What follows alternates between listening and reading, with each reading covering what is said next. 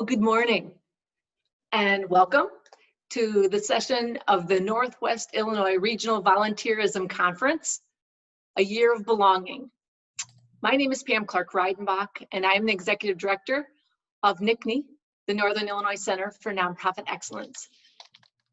I'd like to thank our sponsors for our conference, Serve Illinois, Gallagher and Associates, and Imperial Punch. I'd also like to thank our conference planners. So wave if you've been on the conference planning team, and thank you for the time that you spent putting our conference together. We really look forward to having you with us for the next couple hours. The conference format is a presentation by our guest speakers, Q&A with the presenters, followed by a dialogue on the subject of belonging facilitated by our friends, Carrie Acevedo and Martisha Brown. We ask all participants to mute their computers to prevent feedback and background noise, and put questions in the chat box. We will have unmuted conversation opportunities at the end during the dialogue portion of the program. Okay, so let's begin. Today's session is titled Turning the Titanic, an organizational change story. We are so fortunate to have two speakers with us today, experts in their field. Rob Pabon is an accomplished community advocate and social impact leader who has dedicated his life and career to creating opportunities for marginalized populations. As the Associate Director of Civic and Community Relations for Chicago Cares, he has successfully implemented a community investment strategy and developed opportunities for volunteers to take civic action. Also with us is Ellen Ray. She's an experienced organizational leader and strategist with a proven track record innovating within and influencing the social impact sector. She is skilled in organizational change, the cultivation of people and organizational culture, community organizing and development, coaching and facilitation. She is passionate about building up leaders and organizations committed to a more just and equitable world. We could not be more pleased to have them with us. Please help me to welcome Rob and Ellen.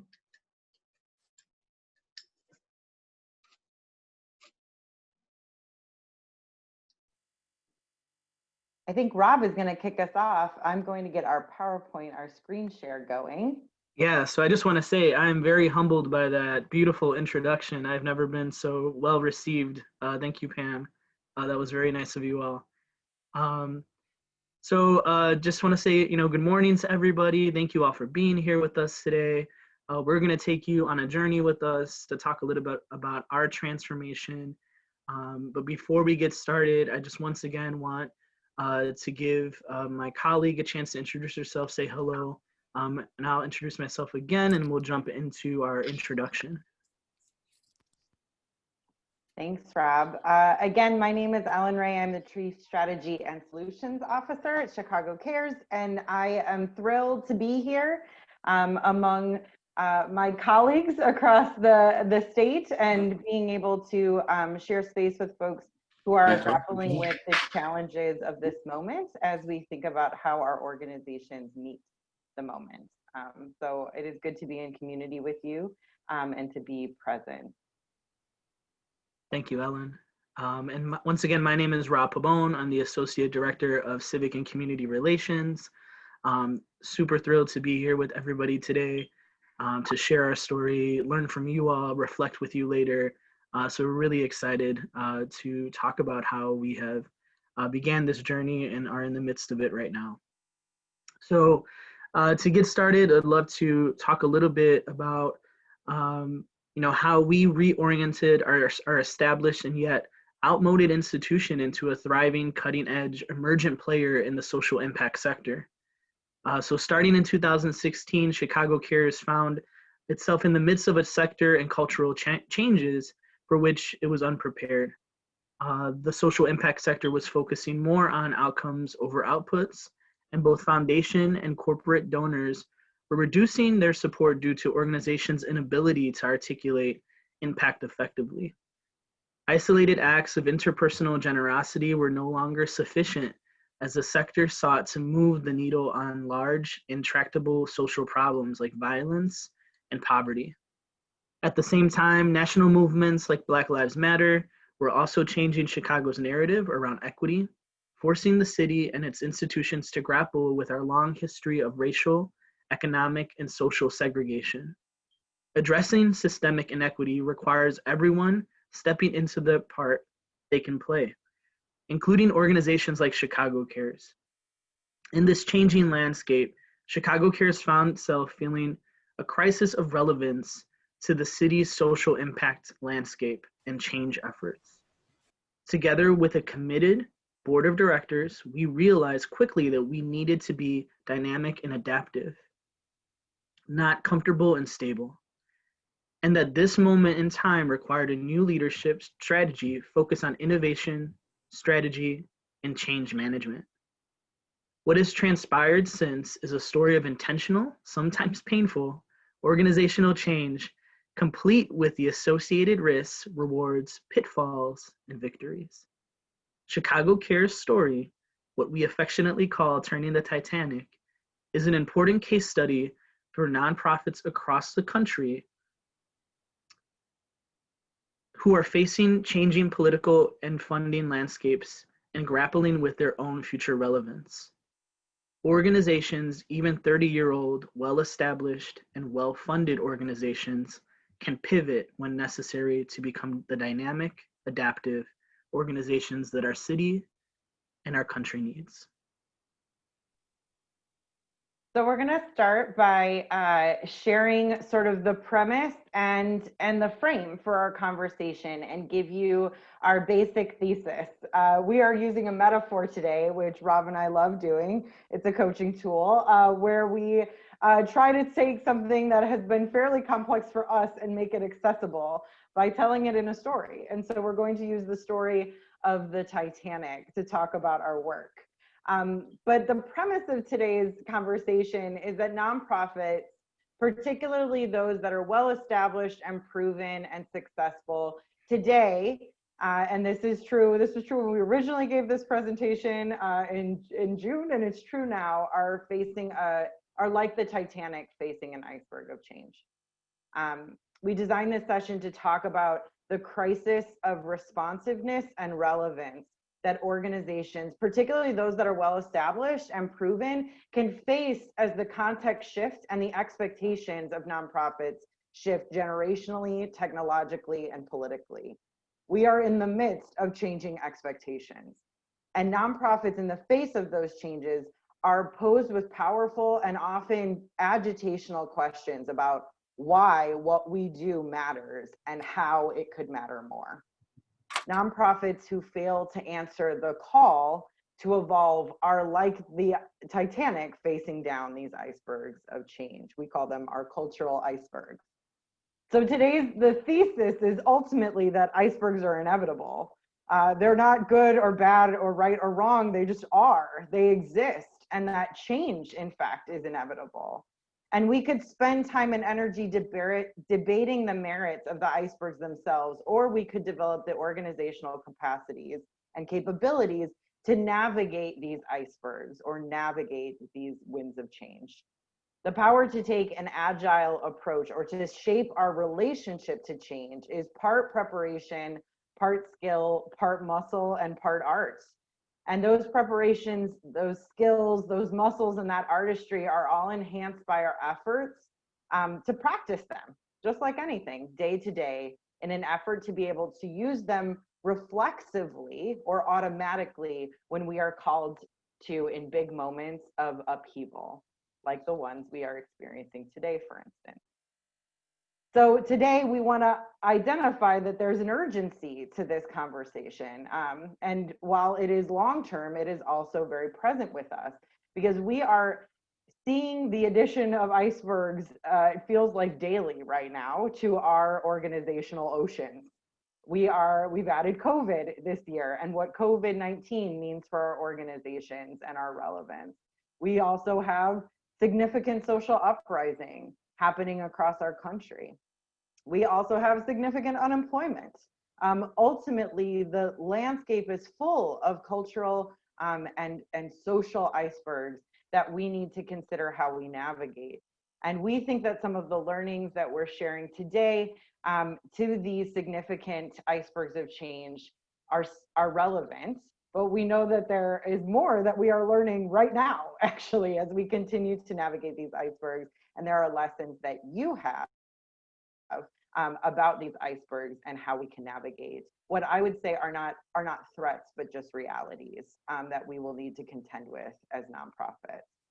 So the same skills that we've developed over the last 4 years to travel our long road of organizational change are the same skills that we're using now to navigate this acute moment. And we hope that by sharing them with you and talking about how we have actively practiced these, we can help you to build up your skills, your muscles, your artistry, and your plans to be able to respond. I'm gonna send it back over to Rob. Thank you, Ellen. So I'd just love to give us some context, right? We may know, some of us may know the story, but at 2:20 a.m. on April 15th, 1912, the British ocean liner RMS Titanic sinks into the North Atlantic Ocean. The massive ship, the world's largest passenger vessel, had struck an iceberg 2.5 hours before. In our common cultural tropes, many have cast the Titanic's tragedy as a reminder that our assumptions can get us into trouble.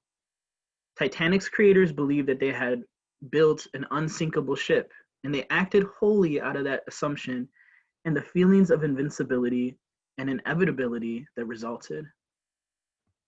So today, in light of COVID-19 and other cultural and social icebergs that Ellen had mentioned, we may be clearer than ever that no ship is unsinkable, but we may still have too great a sense of certainty that our work can be sustained in its current iteration without dramatic shifts in what and how we do what we do, and that it will be regarded as essential, inevitable, and indispensable by our donors, partners, stakeholders, clients, and elected officials.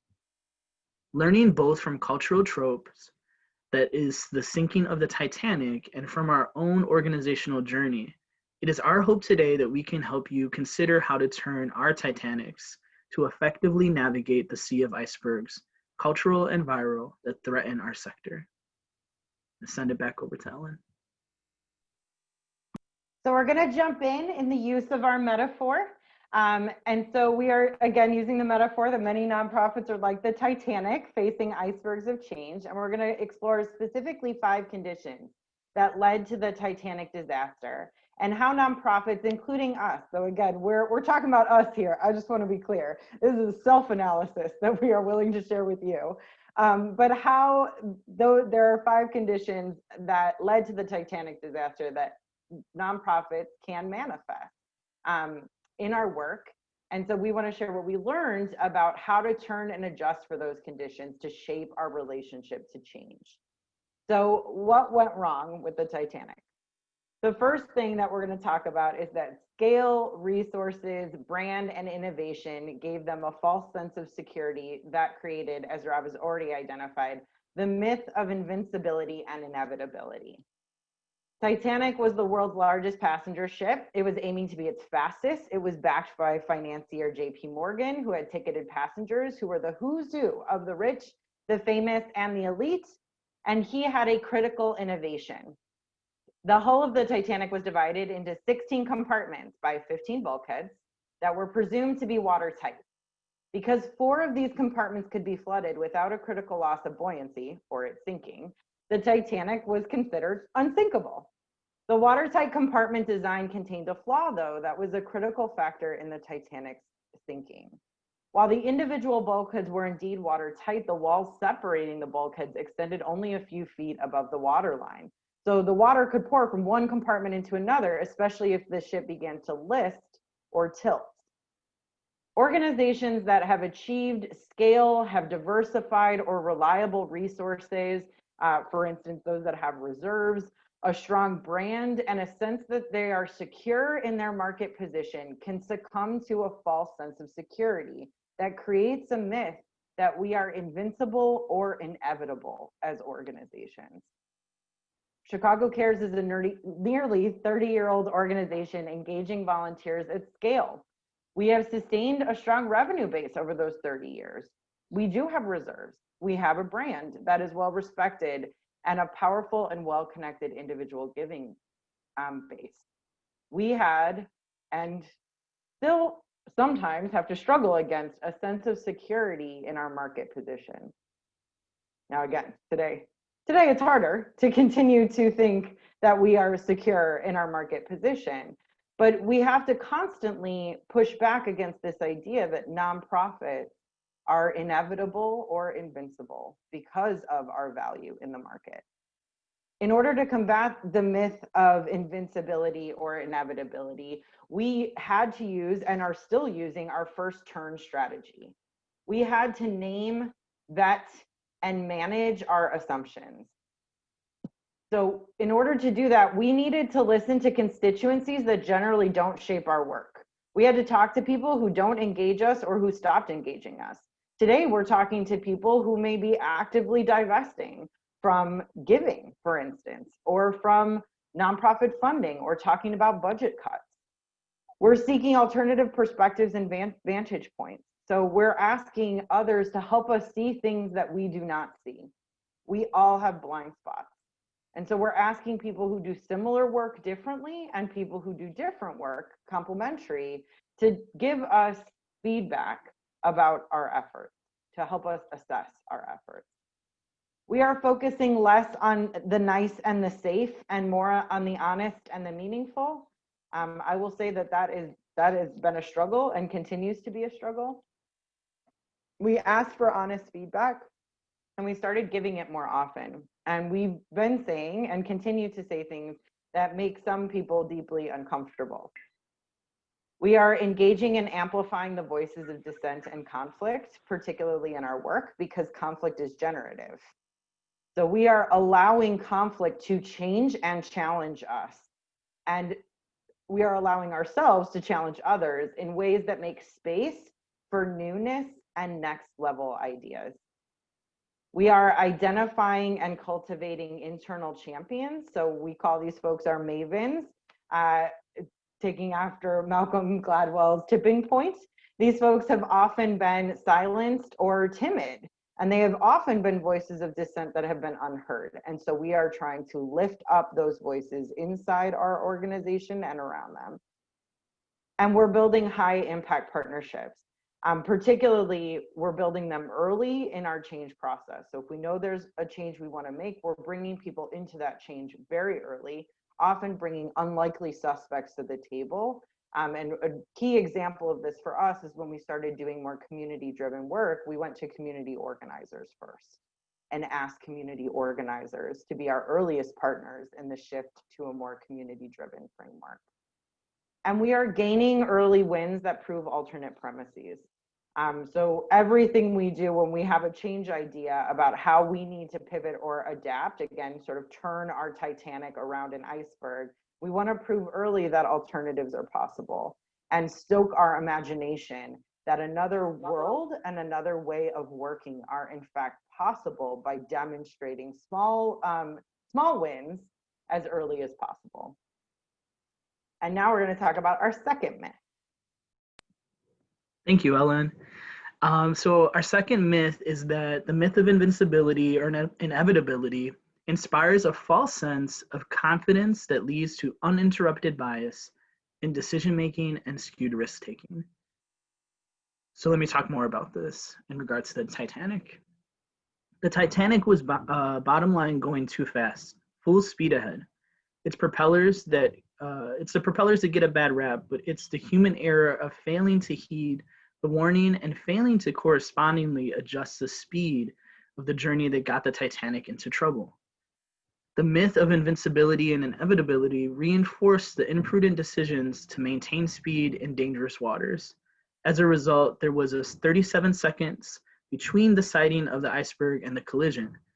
Pivoting may have been more possible if the speed had been adjusted. Organizations operating within the myth of invincibility or inevitability may become overconfident in their program offerings, accelerating production, maximizing the efficiency of outputs, and proliferation of services. These organizations tend to get laser focused on the forward, faster mentality, continuing to scale a single or small set of successful or profitable offerings and unintentionally creating an organizational monoculture and corresponding systemic vulnerability. 4 years ago, when we started our turn, there was a significant defense of the way we do things around here, particularly as it relates to our corporate volunteer programs. The organization had a limited set of very successful program offerings, but innovation was challenging and there was a strong pull to the status quo and a very serious resistance to risk-taking. To combat bias in decision-making and skewed risk-taking, we used our second turn strategy. So this strategy is get to the heart of it and go slow to go fast. So to do this, we use these tactics. First, we casted a vision of a compelling future state.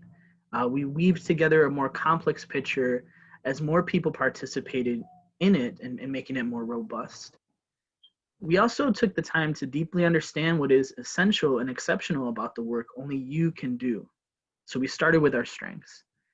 And we uncovered we are not an event planner organization or company. We're influencers and facilitators. And this was a huge transformation for us because it also changed the relationships that we had with our stakeholders. We also stopped spending time fighting the sacred. Those things will provide obsolete, will end up being proved to be obsolete eventually. One of those examples is Servathon. Many folks have known us for that for over 25 years. And that was a huge, huge program that we would always organize each and every year. And we told ourselves we don't have to hold on to that. We can actually innovate because of letting that go. We also used influence and interest, not power and force. We brought people along by appealing to and designing for our mutual concerns and desires. Another tactic was that we build alliances with brokers and culture shapers. We gained greater respect and reputation by bringing others along who were respected in their own communities, in their own work. We build innovation from existing strength sets and we related it to what is known. We built our own new programs and offerings from the fertile soil that was foundation of our old ones. So I think there's also this idea that what we've done in the past wasn't necessarily bad. We can build from it, we can use it, we can leverage it. I'm gonna pass it over to Ellen. Those are the last tactics. So the third myth that we're going to talk about is that the myth of invincibility or inevitability drew our attention from the essentials to the extras, from designing for the margins of power, privilege, and access to designing for, those economically, socially, and politically at the center. So this one feels particularly relevant right now. I'm gonna start it, and then Rob is gonna take it and talk about our turn strategies. So the Titanic was a luxury ship when we really think about it. The facilities on board included a gym, pool, Turkish bath, a kennel for first-class dogs, a squash court. It was lavish for its day by all accounts. But by far the largest group of passengers were those who bought tickets in third class. More than 700 people. Those folks exceeded the other two ticket levels combined. It was actually people with third class tickets that were a major source of profit for shipping lines like White Star Line, who owned the Titanic. However, both in its design and in the way that the crisis was handled, patrons who held first class tickets were centered. They were taken care of first. First class passengers were roughly 44% more likely to survive that disaster than other passengers. Although only 3% of women who held first class tickets perished in the Titanic disaster, 54% of those who held third class tickets died. Similarly, 5 of 6 and all children who held first and second class tickets survived. but 52 of the 79 children who had accommodations in third class died that night. The Titanic is a mini example of how our culture in America works broadly. And when we think about how this transfers to organizations, when nonprofits find themselves in production mode, so what Rob just described, due to the myth of invincibility or inevitability, we can often design for our most successful or profitable programs, our most successful users, or our most successful donors. We call this creaming often. In doing so, we begin to assess ourselves against the outputs of the most successful or most profitable, failing to assess if the outcomes or the mission of our organizations are meaningfully being achieved. And I guess I say this speaking for us. If we were designing for the most profitable program, user, or donor, and when we did that, we stopped asking who is not being served, who is not being considered, and who is not being centered. And in not asking those questions, we were actively doing harm. And we needed to come to terms with that. Our reputation was strong at the center, particularly among our corporate volunteers, our serve-a-thon volunteers, our donors, but most volunteers only engaged 3 times. That was our historical precedent. And our reputation among community members in Chicago and grassroots organizations who worked at the community level were lukewarm at best. We were often viewed as a corporately interested organization that primarily centered corporations. And in order to combat that, we needed to combat our draw to the extras and get back to the center and who is at the center of our work. And so for that, we used our third turn strategy, which Rob's going to talk about. So our third turn strategy is centering impact and design for your margins. So in order to do that, we implemented these tactics. To start off, we welcomed constructive, formative feedback, and we actually did something with it. We started to seek out feedback and learnings from and with groups with an analysis that would stretch our thinking. So understanding that this is going to be something that would stretch the way we envision our work. We began to see the commitment to accountability for impact, not just intention. We began to assess ourselves not on what we set out to do, but what was actually accomplished and met our mission. We developed common language about systems and structures that shape our lived experience. We began to uncover and lift up the structural racism, inequity, and oppression, and identify where it emerged and needed to be deconstructed in our work. We practiced root cause and power analysis. We became power fluent and encouraged our team to practice power analysis internally and externally. We also built a racial equity lens, language, and commitment in action. We committed to begin a journey around racial equity and started to redesign how we work internally and externally to honor our action and commitment to racial equity. And then lastly, we began developing new cultural artifacts, languages, rituals, rites, and processes that reflect an analysis of impact and equity. Small changes like weekly reflective practice with our guiding question, who does this benefit, who may this harm, key messaging and language, our impact story, building that out to really show folks how we plan to move people from volunteerism to civic action, and the development of staff-led committees are just some examples of how we started to implement some of these new cultural artifacts to change our organization's culture. So now that we've talked about the third turn, I'm going to go to the fourth.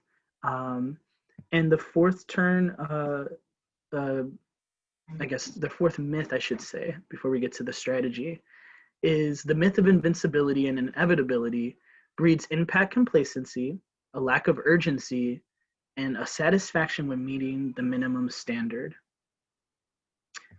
We all know that there was a gross shortage of lifeboats on the Titanic. While inadequate and grotesque by today's standards, the Titanic's supply of lifeboats actually met the requirement of the day. They were intended to shuttle passengers to a rescue ship over multiple trips. They accommodated a single specific emergency scenario and the assumption of aid. In addition, a lack of satisfactory emergency procedures contributed to the loss of life when tragedy struck.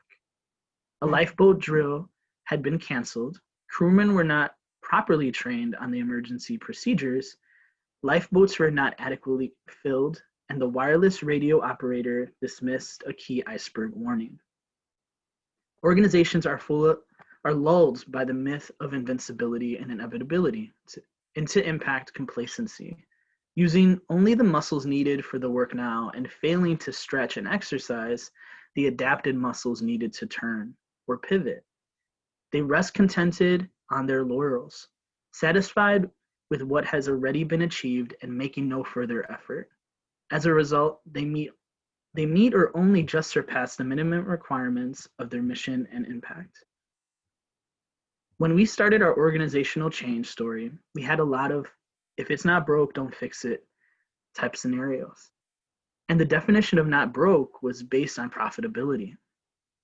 If something is still raising revenue or cultivating donations, then why agitate it?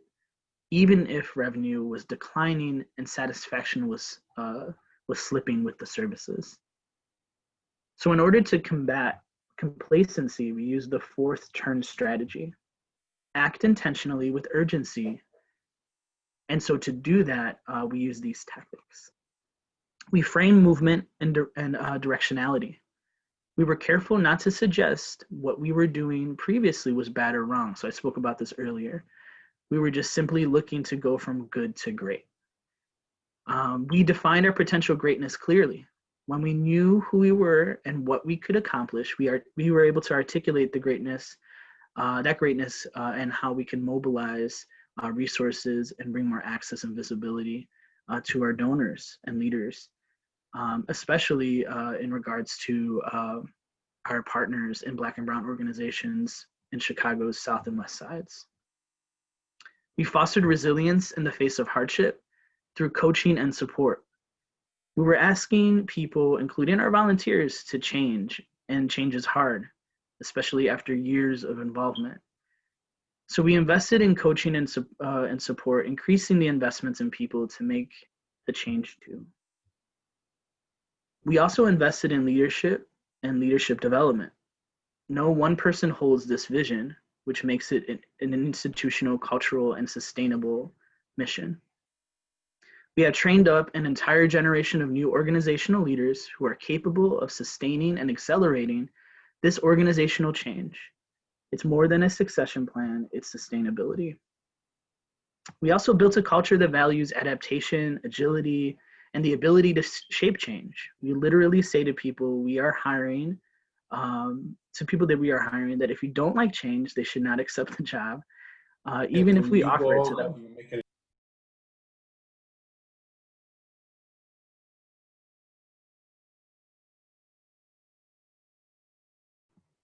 Did I get muted? Sorry, guys.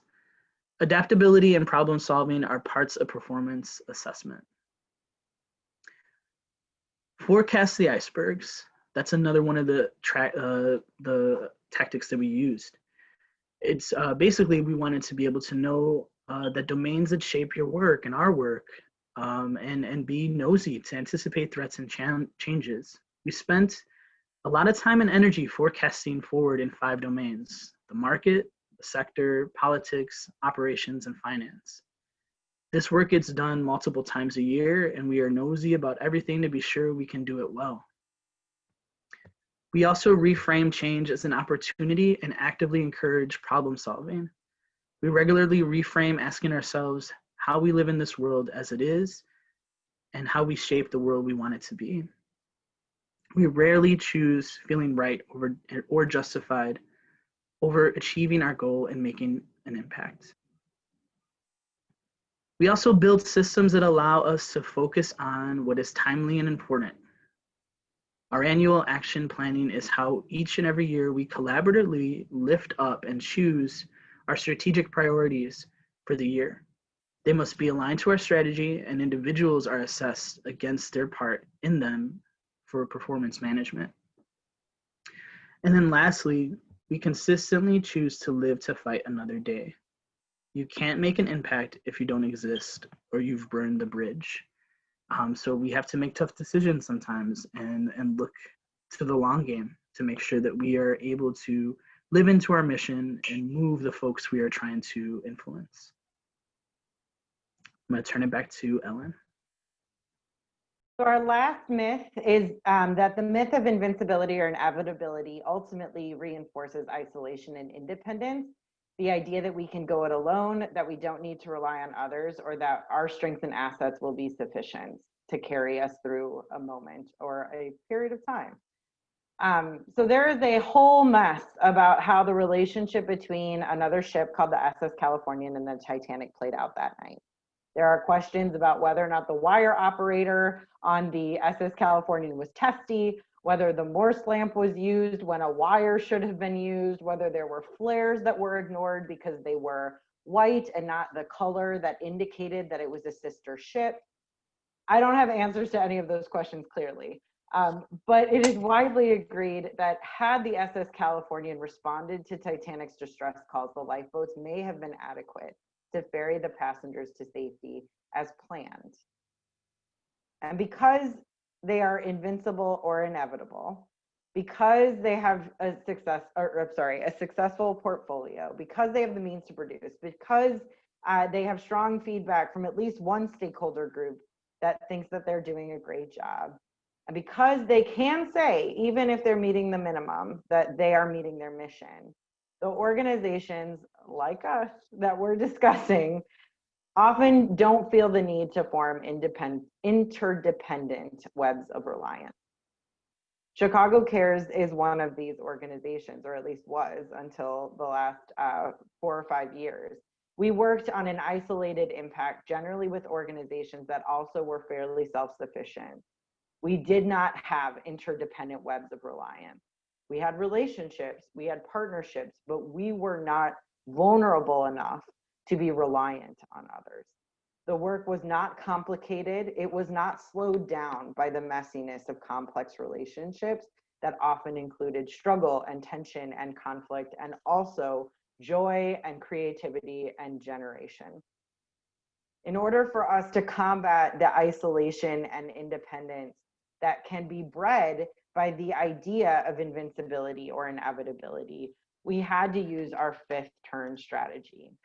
And ultimately, that was at each junction, at each opportunity, at each moment of pain, at each moment of opportunity and growth, we had to choose interconnectedness. And we are still having to choose interconnectedness every day today.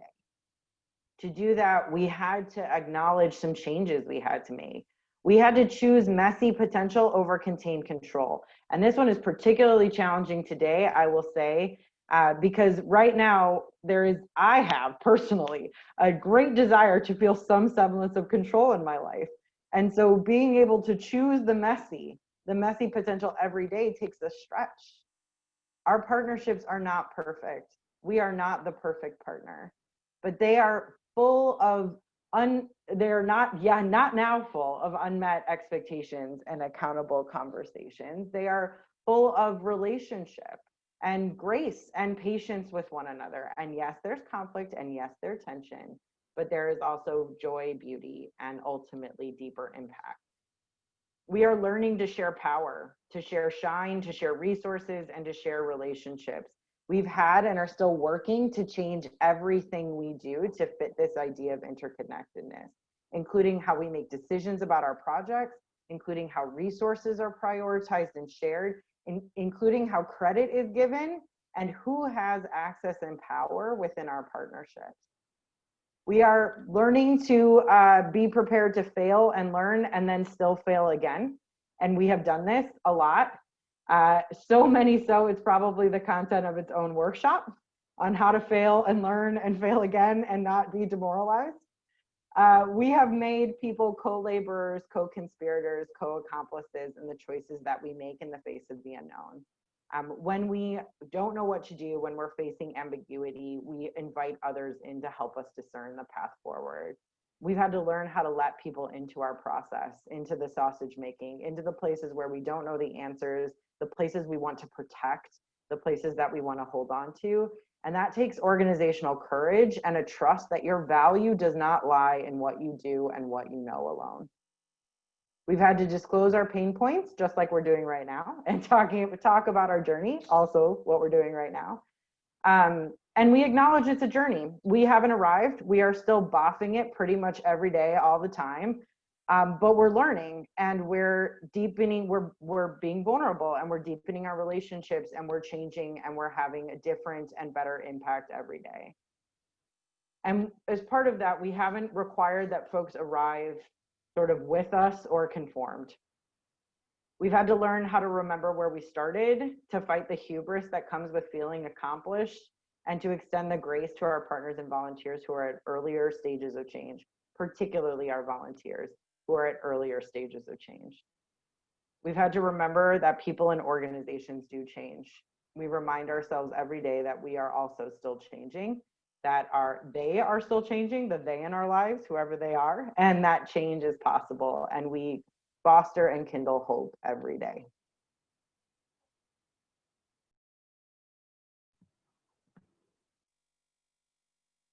So just to recap, and also reflect with you a little bit today, I would like to go over all of our strategies. The first one is name, vet, and manage your assumptions. Remember, unvetted assumptions are dangerous. Get to the heart of it, go slow to go fast. Center impact and design for your margins. Find out who you center and find out who you leave out so you can identify that. Act intentionally and with urgency, and choose interconnectedness, choose that mutuality. So we have some time, which means that we get to reflect with you all, which is really exciting. So I would like to take you through a couple of agitational questions to ask you to kind of journal. So this is going to be a little bit of a activity we can all do together. And so we, in these questions, we want to put it out there. We're not asking anybody questions that we don't regularly ask ourselves, on a daily or weekly basis. These are the questions that help us keep rooted in our strategies and help remind us of what we need to accomplish in order to be successful when it comes to change management, when it comes to just really building that culture in our organization. So for the first question, if folks can grab maybe a piece of paper and a pen, or maybe use your laptop if you'd like, if that's easier. I'll just give everybody like a few seconds to do that. And then what I'd like you to do is you can use the screen. The questions are on the screen as well, but I'm going to go through a couple of them with you. And I think the first one we'll do is under the strategy of naming, vetting, and managing your assumptions. So if you can take a moment and you can write down the question so you can have it for later. You can screenshot this page if you like, but take some time to answer the question, how are you buying into the myths of invincibility, inevitability, or certainty? So let's take some time. We'll take a minute or so just to think on that question. How are you buying into the myth of invincibility, inevitability, or certainty?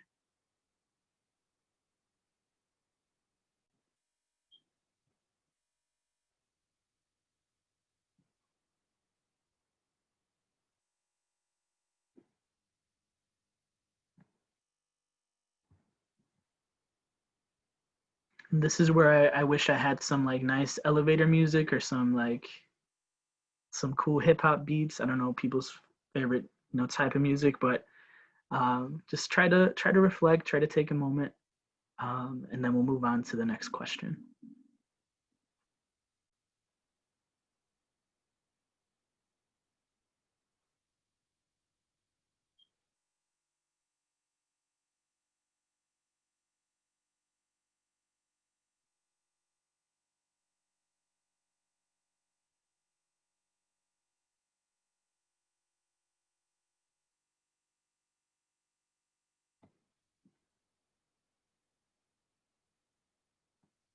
All right, so you can wrap up some of your thoughts.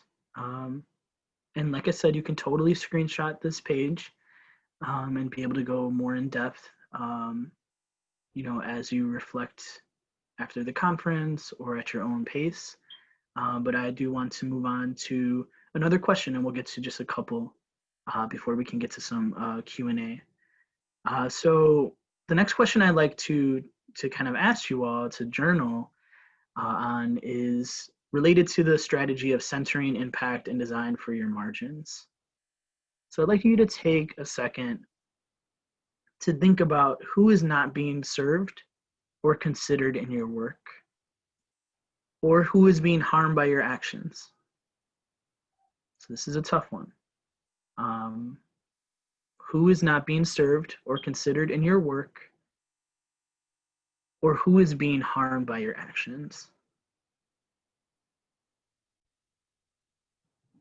And oftentimes, the group of folks or stakeholders that are being harmed are the ones that are not being centered. And it could be unintentional, but the harm still occurs. So take some time to reflect on that question, and then we'll move on to the next one.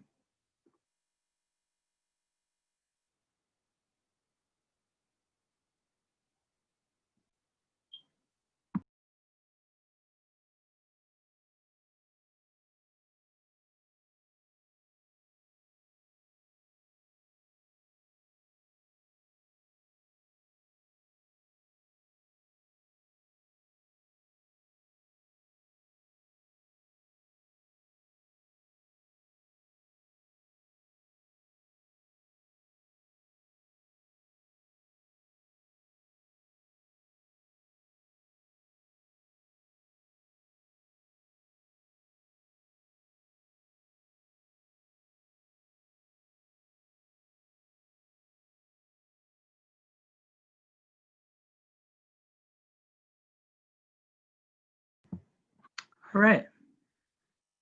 So now that you've taken some time to answer that question, we'll move to our last one. So the last question I'd like to ask you all to reflect on is under choose interconnectedness.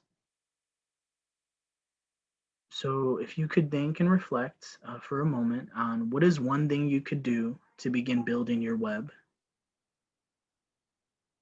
What is one thing you could do to begin building your web of support, your web of network, your web internally, externally? What is one thing you can do to begin building your web?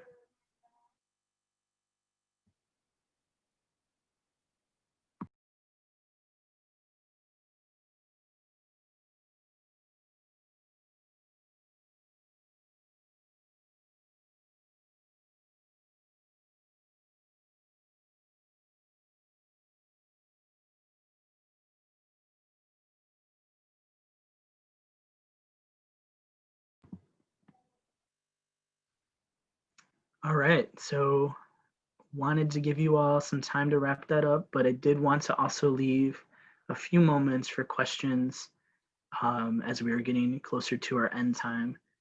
So feel free to wrap up your thoughts, and then we could transition to our closing. Pass it over to Ellen. Great, thanks, Rob. So we want to sort of leave you with the idea, though, that the Titanic's thinking is not actually the end of the story.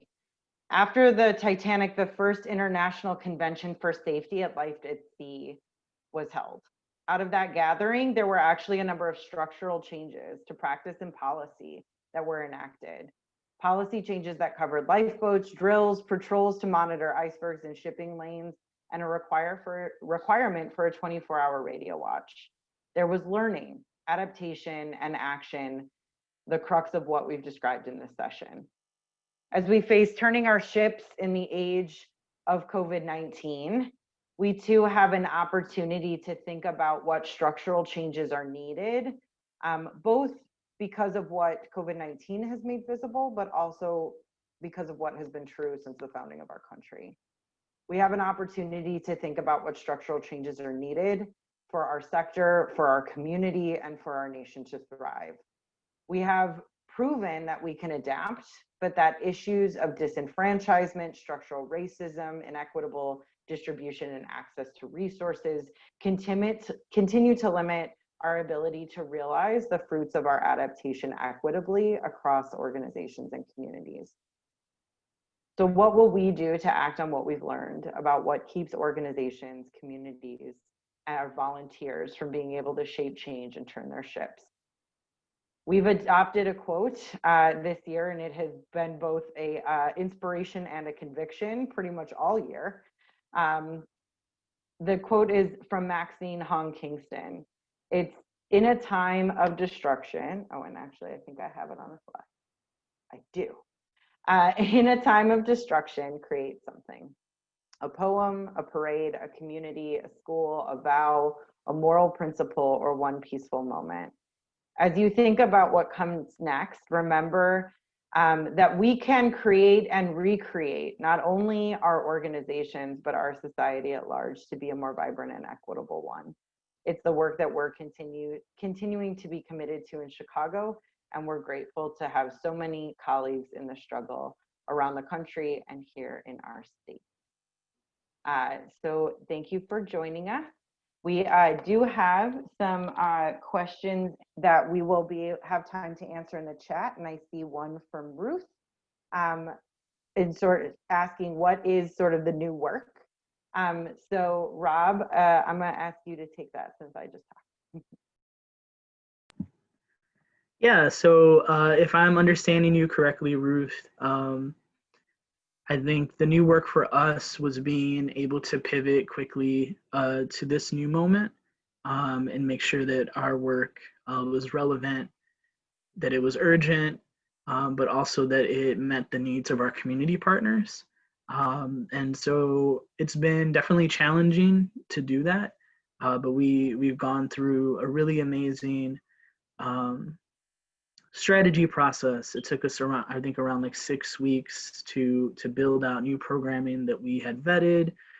We looked at the market, we looked at our community partners, we looked at our volunteers, we looked at a bunch of different things to ensure that we were creating opportunities that met the moment and that kept us engaged and kept us connected to our mission, to be honest, as well. And so I think we've been doing a lot of that lately and trying to stay very close to our partners to ensure that we are moving when the need moves because things are changing so rapidly right now.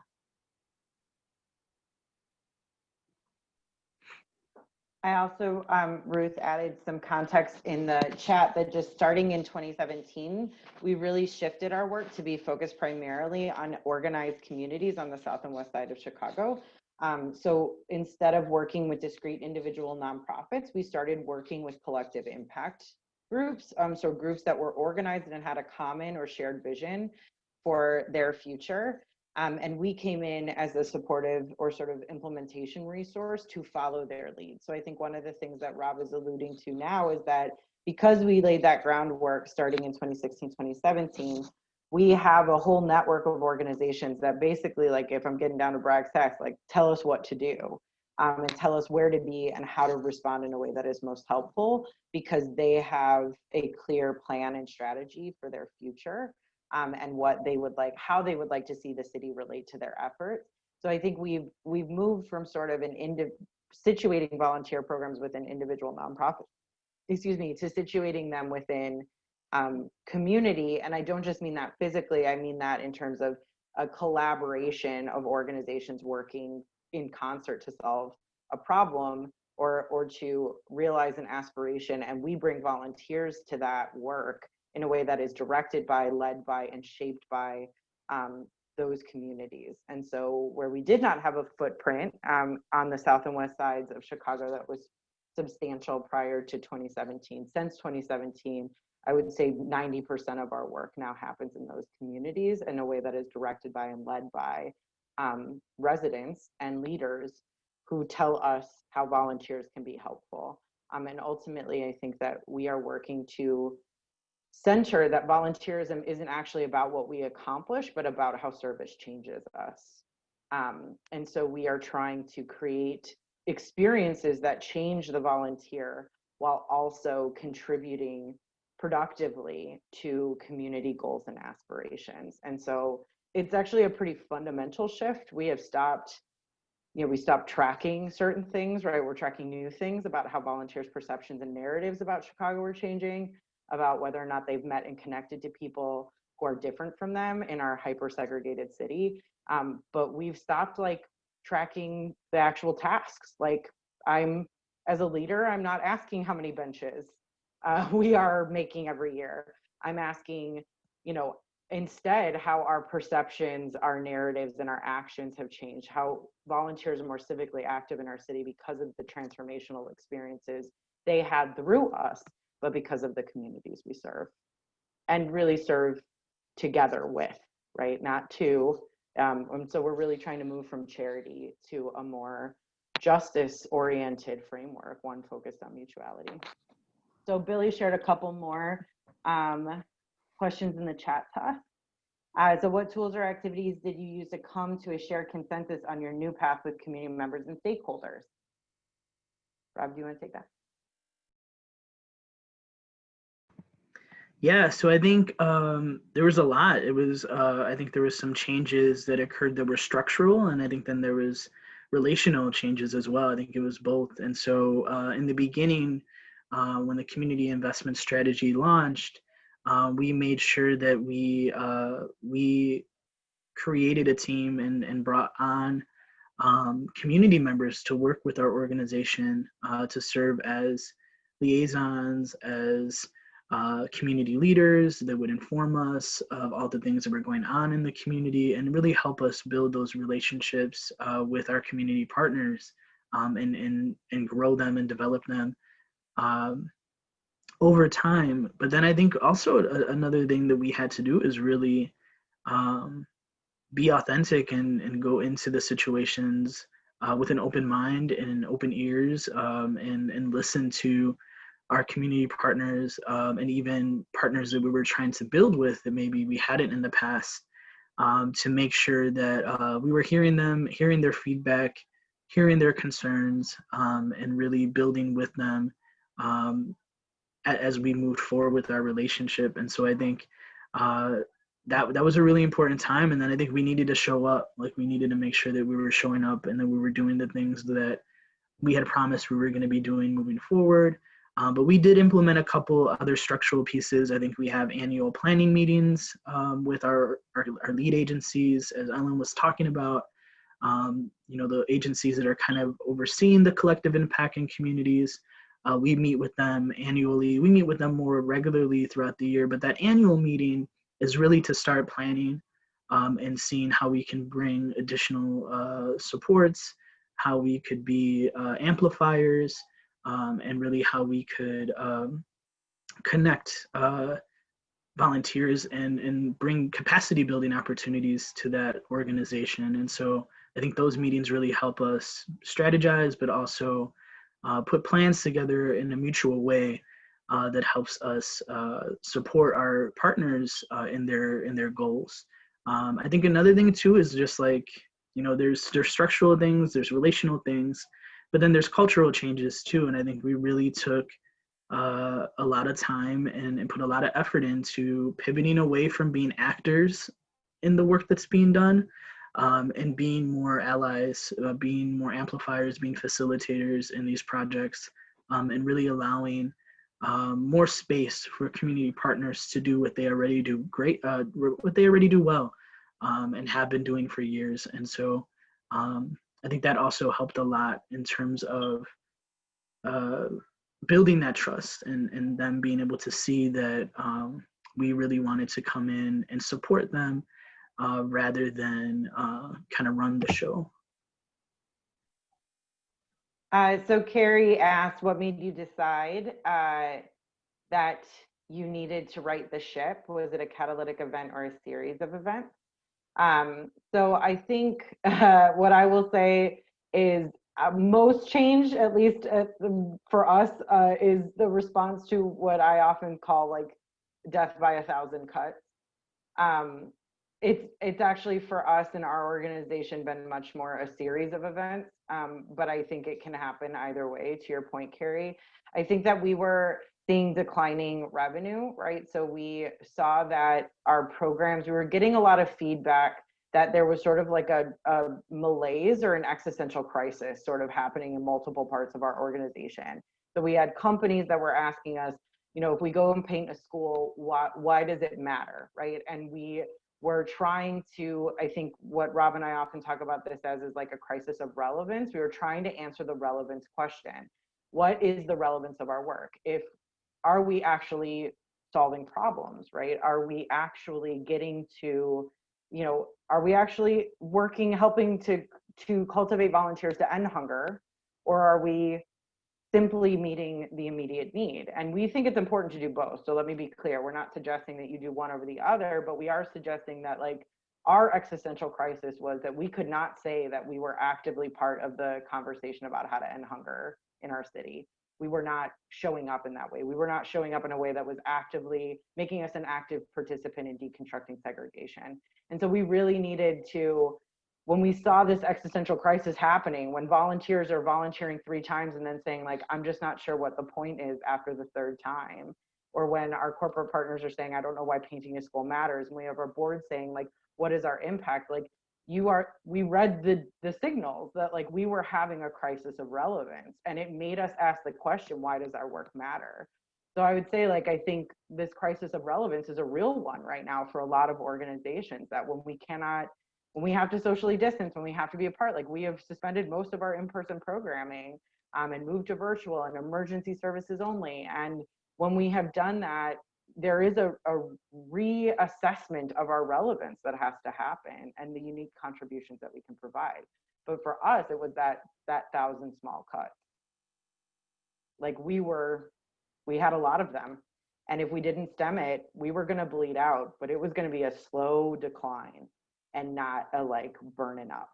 And I think this is my fear personally, as somebody who's connected in the sector, this is my fear for our sector, is that we are in a moment of a death by 1,000 cuts. And whether it's the bleeding of governmental resources, whether it's donor constriction, whether it's having to do more with significantly less, whether it is the crisis of institutional racism that exists within the nonprofit complex, we are at a pivotal moment where we have to decide if we are going to persist with 1,000 cuts, potentially to our demise, or if we're going to fundamentally restructure our relevance in a moment like this. And that answer is like, we're not going to have that answer for you. But today, I think our goal was really to ask the questions, because we don't often take time to reflect on these broader questions, and they are conceptual, and yet they are the hard work of self-reflection. And we are encouraging at this moment that we reflect as a sector and really dig in to get some answers.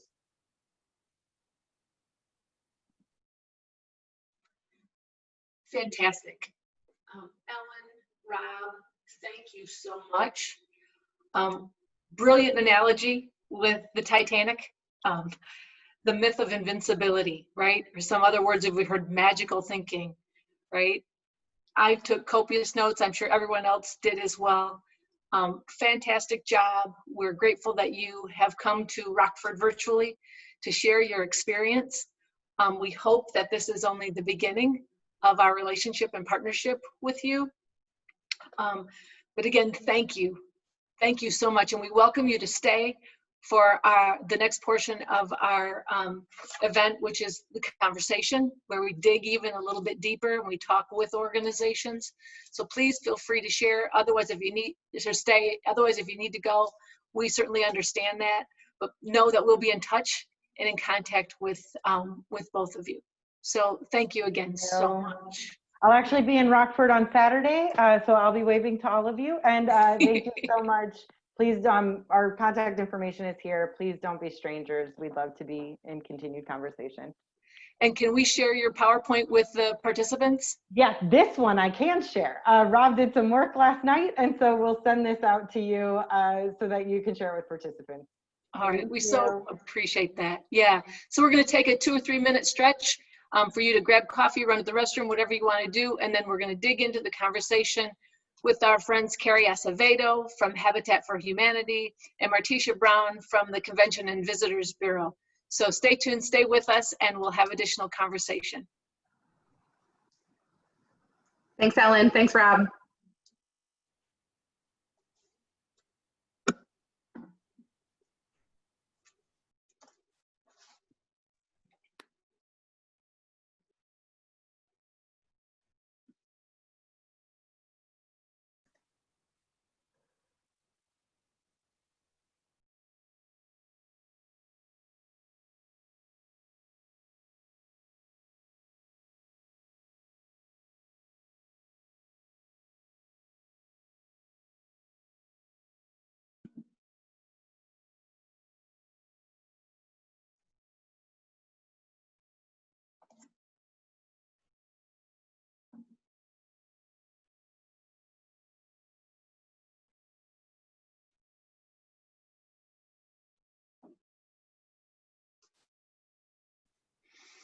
So Carrie, Martisha, did you not think that that analogy was brilliant? Brilliant. Yeah, agreed. Yeah, so interesting. Yeah. I have notes and I have underlining, right, in my notes. Yeah, it's so funny to me too, because like when I'm listening to this, I'm like, you know, I have a different like hat on, because I'm like, you know, preparing to facilitate a conversation. But like in the margins of like every myth, I'm like, habitat underline, habitat underline. Yeah, Like, yeah. this is super relevant to me. Yeah, I know. I'm so glad to hear that. Seriously. Myth number one hit me the hardest. Invincibility. Invincibility. Yeah. Magical thinking. Like, that sea change totally idea, have right? it. Yeah. Right. Yeah. We totally have it. Like as a global organization, we have it. Like there's no question there's no question in our world that habitat is necessary and that we are invincible, you know, like the world needs us inevitably, right? So it's like such an interesting, that was a really interesting concept to me. Yeah. But your leadership too, Carrie, has got the organization pivoting, rethinking the way that things have always been done, right? Yeah. It's not easy to right that ship though, that's for sure. That's for sure. A lot of work. A lot of work. All right. It's you and Martisha. Cool. Thanks. Billy, can we get rid of the screen share? Awesome. And friends, if you could take yourselves, put yourself on camera. So here are the things I have done today, right? I have eaten a bowl of pineapple while sitting at my desk. So if you're hungry, have a snack. Don't worry about how your hair looks. I chatted Martisha this morning to say that I overslept. So I, in fact, have wet hair still, pulled back in a little ponytail. I got out of bed at 8 a.m. So Ann was on this call by 8:30. So we don't care how you look. We don't care what your hair looks like. We don't care if you have makeup on, if you're eating a bowl of pineapple or drinking your coffee. We want to see your faces. Oh, hi, Pam Thompson. Hi, Candace.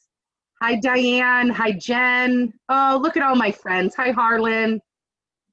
That's awesome. So if you could, it's much easier to have a facilitated conversation when we can see your faces.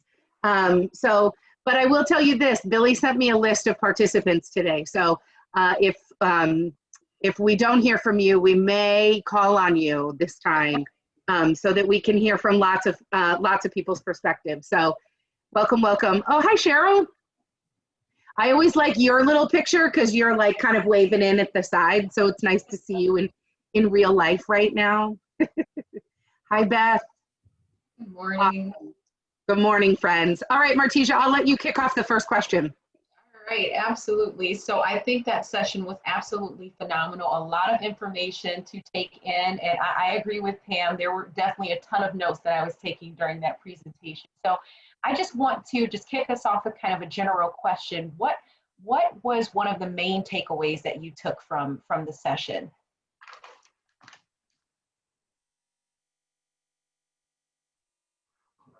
Don't be afraid. Oh, go ahead, Pam. I'm Pam Thompson, and I work with United Way. And I really enjoyed that Titanic analogy. It was just phenomenal. I couldn't even have thought about that with my brilliant mind. So just thought I'd throw that in.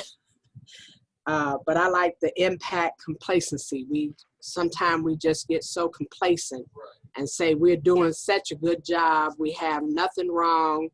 And I tell you, I believe that this pandemic has shaken all of our world. Yes. It has really shaken all of our world, and it has shown us who we really are and what we're made of. And what we were lacking, we knew we were, but we learned, we are learning how to become stable again. I would absolutely agree with that, Pam. I think with the epidemic, it definitely helped to shake things up and kind of get us into the right mindset and maybe moving us away from that complacency. Completely agree with that. Is there anyone else that would like to share maybe one of the big takeaways or thoughts?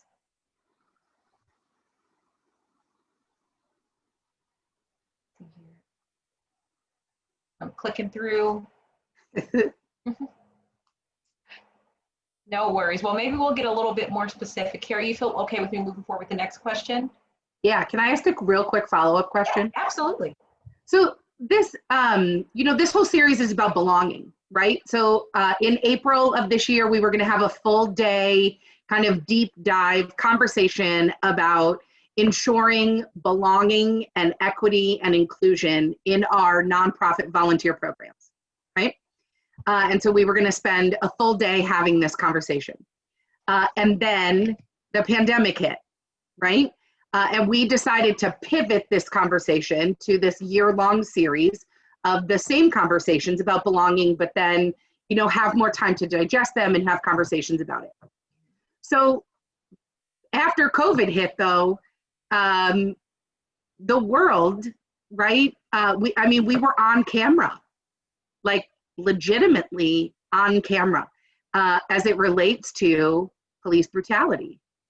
And so part of this conversation, everything has pivoted because of COVID. Yes. So let's talk about, right, what the world would look like right now as it relates to social justice and equity. Let's put on our racial bias lens, right? And talk about whether or not, if this pandemic weren't happening, would our world, would our country, would our nonprofit sector be looking at social justice and equity differently? Because right now, everybody is focused on COVID. The whole world changed because of COVID. But didn't the whole world change on May 26th?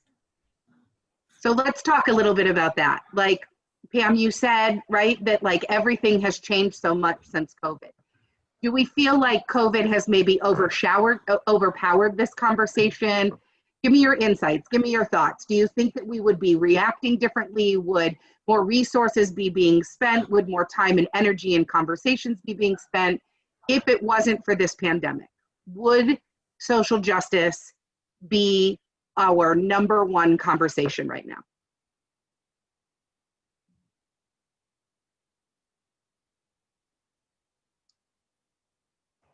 Don't be afraid. Harlan, what do you think? You've been working in diversity and equity. Corollary Mm-hmm. to COVID-19 is Zoom. COVID-19 gets us to sequester. Zoom allows some of us to connect. Many have avoided Zoom and they're not here. It's more comprehensive with this group, but I've seen several groups where we've just lost people. And learning how to help people to reconnect over the next several months using Zoom, because I don't know of an alternative. Yeah. But might give us more power to connect across the barriers. Yeah. I definitely think connection, COVID has changed the way we connect with people. And I think that, right, this fight for racial equity and social justice has been hindered by that, by that idea that we can't be as connected as we used to be. What are some other thoughts? My name is Gail, and I'm with University of Illinois Extension. Nice to meet you, Gail. I do not feel that the discussion of COVID has eliminated any discussion with social justice with other groups, because COVID has hit those other groups that we're trying to reach, perhaps more than any other group. So I can't listen to any COVID news without thinking of the inadequacies of who's getting care, who's not getting care, who has insurance, who's lost their job, who's most vulnerable because they have to still work. Yep. And so I don't believe it has raised any conversation or thoughts in my mind about any social justice issues. Good, thank you for your insight. Yeah, and I will ask that, Gail. I agree. I think that it has actually helped to highlight a lot of the injustices that are going on. I mean, when you look at those that are impacted by the epidemic and the conversations that are happening, it's helping to at least highlight.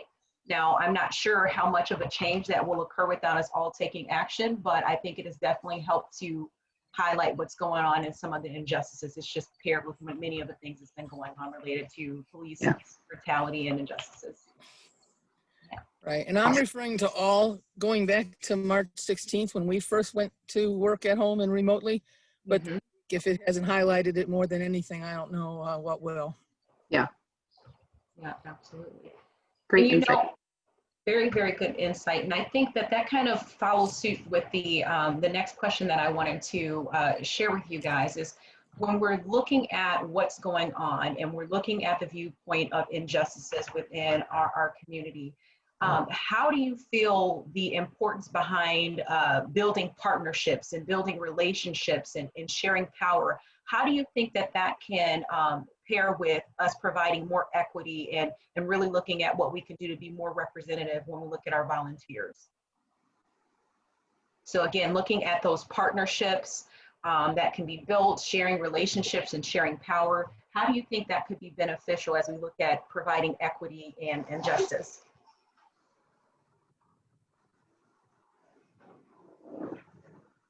Well, oh, sorry, just someone else. Oh, no, you're good. Go right ahead, Amanda. I was going to say having those partnerships really could help keep our organizations accountable for like recognizing the things that we need to change in order to become an equitable organization, and gather in those volunteers that maybe we're missing out on. Partner organizations have connections with other people that we might be missing out as well.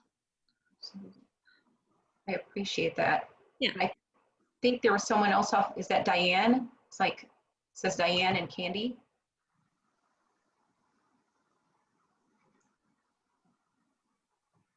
All right, saw you off mute there, but Amanda, I kind of want to follow up with that when you said just the importance so we can see some of those gaps that we may have.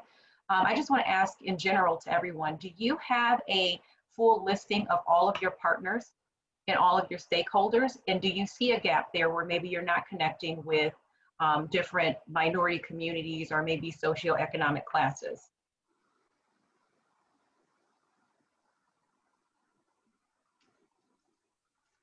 We don't. I mean, I think we informally kind of know them, but I don't know that we have like a comprehensive list of our partners. We should, though. How about anyone else? Beth, do you want to share? I was just going to share, I work for University of Illinois Extension in the 4-H aspect for McDonough County down here in Macomb. And I know statewide, I have a list of shareholders and partners and everything that I can have, and it's tangible. But locally, I was just thinking, I was like, I don't know if we really have like a list, to go back to see where the gaps are. When I kind of just look at the program, I can see where maybe some gaps are. But I'm like, oh, I need to work on like a tangible list to really focus on that part of it. It's a very, very, very good point. I would definitely encourage, and it's something that with a couple organizations I've been working with that we've been intentional about, is having that list. Once you have that list and you can actually, I don't want to say track, because the relationship development is not about tracking, but at least you can know if you're having those touch points with some of those key partners. And am I maybe missing the Latino and Hispanic population? Am I not connecting with the African American population? Am I not connecting with our Asian American population? So it will give an opportunity to see where those gaps are and who you should be connecting with. So definitely will encourage that. I'll hand it to you, Carrie. Yeah. So we talked a lot about organizational complacency, like show of hands, either with the emoji or with your actual hand. How many of you feel like you work in or with a complacent organization right now? Like status quo is okay. So let's talk about the dangers of complacency. So give me some examples of, or some ideas around what makes complacency dangerous. Like what makes this idea of this is the way we've always done it, or don't fix what's not broken, or right, all of those things that we've heard, right? This is the way we've always done it is probably the most broad example of complacency. But what are the dangers of that?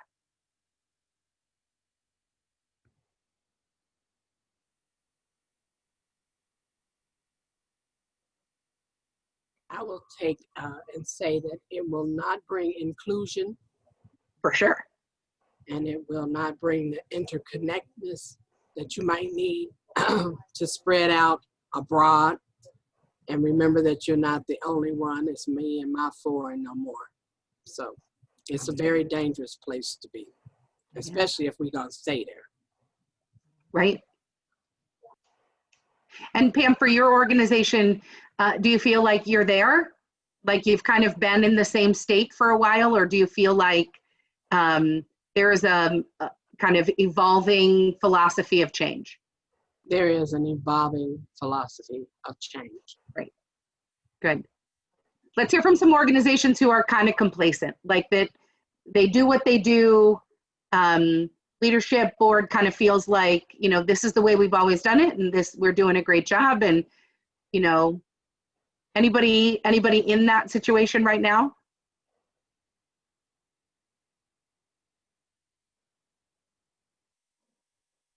How in a situation of complacency do you move from good to great?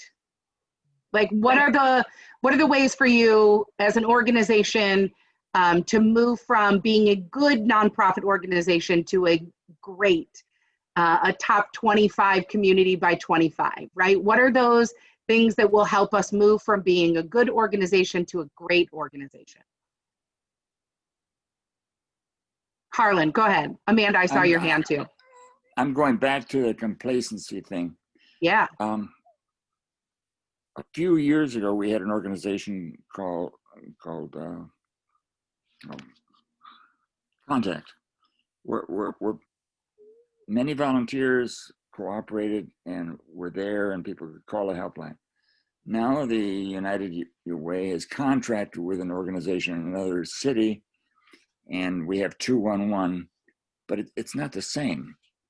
So the complacency within Contact resulted in its demise, and the attempts we've made to not only replicate, go beyond, haven't happened. There's an urgent need to me to get much greater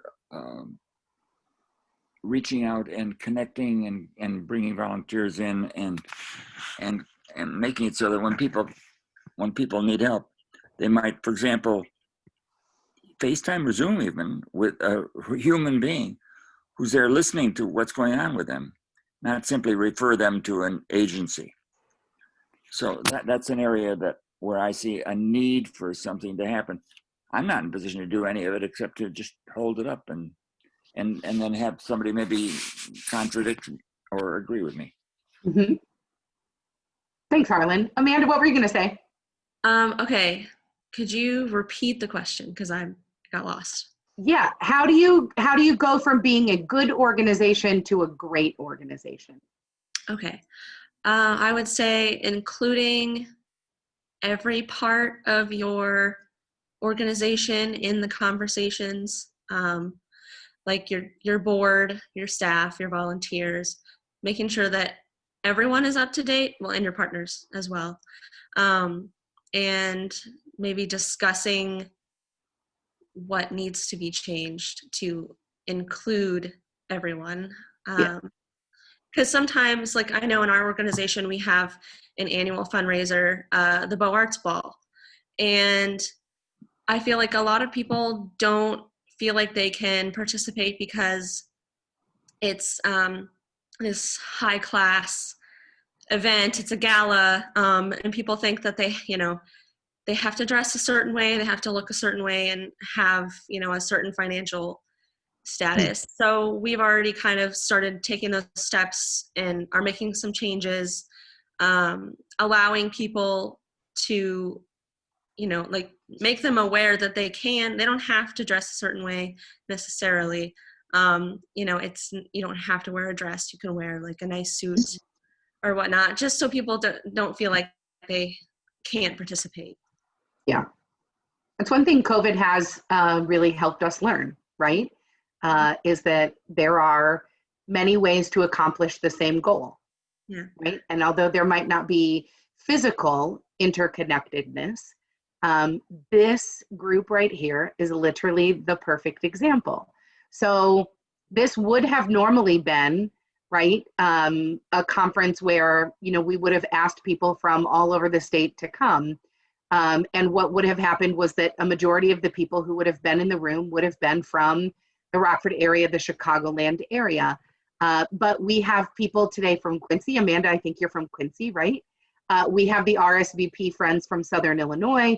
We have Arlington Heights Library. We have the Napier Settlement in Naperville. We have the University of Illinois Extension. Someone on the call is from Macomb, which is I went to Western, so go Leathernecks, right? Like, such a cool opportunity for us to be able to include, right, and be inclusive of nonprofit leaders and volunteer organizers and coordinators from around the state, rather than, right, just that kind of handful of people that would have made the investment to travel to Rockford for a day, pay the registration fee, right? That's a significantly larger commitment than 30 minutes before the meeting starts, showing up in your spare bedroom and, logging onto your Zoom, right? So there is something to be said about this idea of, this pandemic is keeping people apart physically, but it's bringing people together, right, more virtually. And there's some great lessons in that as it specifically relates to inclusivity. Galas used to be reserved for people who could afford them and who could put on a fancy ball gown and who could pay for a $300 a plate meal, which wasn't in fact, worth $300, right? But now you can do a virtual gala, right? Like, you can have an event, you can have a volunteer event, you can have all sorts of different things virtually, and widen your net. You can cast a significantly wider net. Great, thanks, Amanda, great points. Thanks, Harlan, for sharing your points too. Martisha, I'll pass it back over to you. All right, so let's go ahead and shift a little bit and start to think about that word behind connectedness and really the collection of data and information and how useful it is. I thought that there was something that was mentioned during the session that really stood out to me. I mean, I sent it's important when you send yourself an email to remind yourself to think about it. And it was one of those moments. And it was when they brought up the discussion around tracking the perceptions and more meaningful feedback on how the volunteers feel connected with organizations versus counting the numbers. I'm going to say that one more time: tracking the perceptions and the more meaningful feedback on the volunteers' connectedness with the organizations versus counting the numbers. And I just want to toss out there, are you guys in agreement with that statement? Are some of your organizations already doing that? Why do you think that's so important?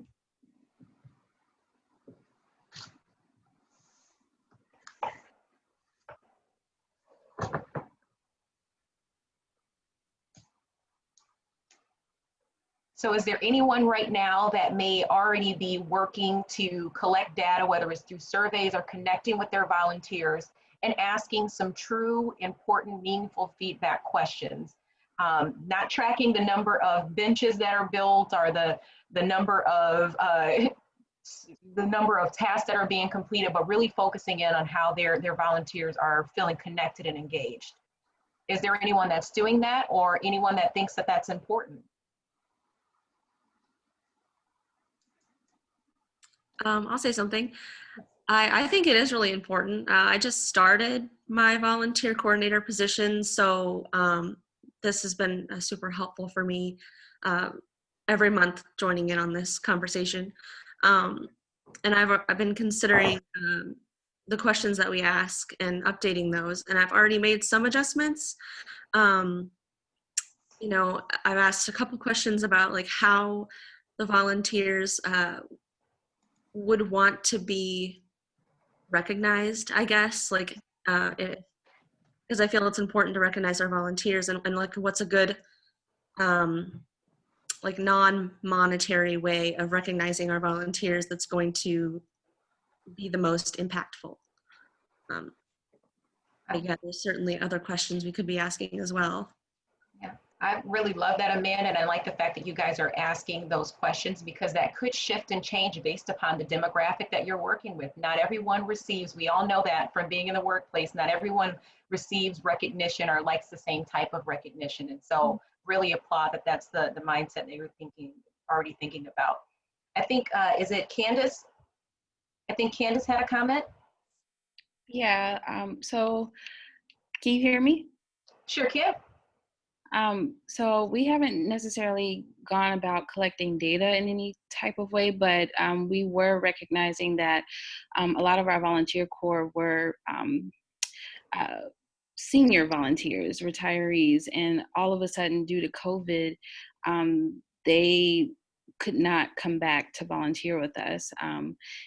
Because it just wasn't safe. So we did start doing town halls to allow them to connect with us, to give us their concerns, their worries, their feedback, and as a way to just build community and to keep them connected to the organization and provide them with updates as well. So, and I feel like those town hall meetings were ways that we were allowing our volunteer corps, even though they weren't necessarily there able to volunteer with us, they could still offer their thoughts, their opinions, what should change, how can we adapt to this new space during COVID.